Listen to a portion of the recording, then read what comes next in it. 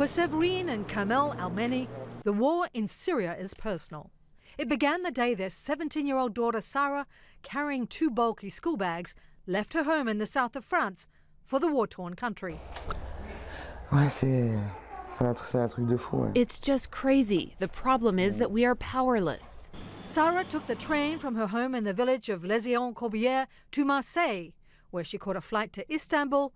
From there, she ended up with the Islamic State group in Syria. The family believes Islamic militants coached Sarah. It is a psychological kidnapping because they are being watched. I don't know for how long Sarah has been indoctrinated via the internet. Using social media, online jihadist networks are recruiting vulnerable young girls to serve as wives and housekeepers for their fighters. Sarah was a typical target.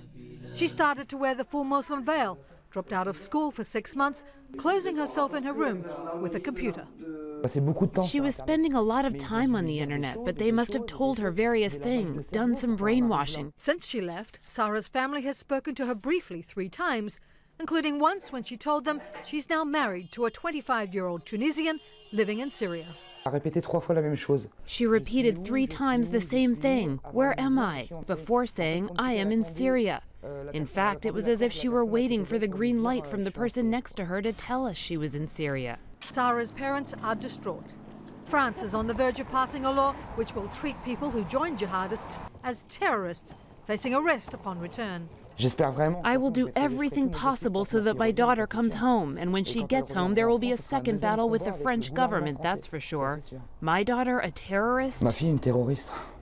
Sarah joins hundreds of schoolgirl jihadis who have left for Syria, 100 or more from France alone. They don't find any room for them in the Republic, and they just are looking for something else. And most part of them come back and are very disappointed. Sarah's parents do not know how, if at all, the police investigation into her disappearance is progressing. Under French law, authorities are not allowed to release details of investigations until a case goes to trial. Tracy Brown, Associated Press.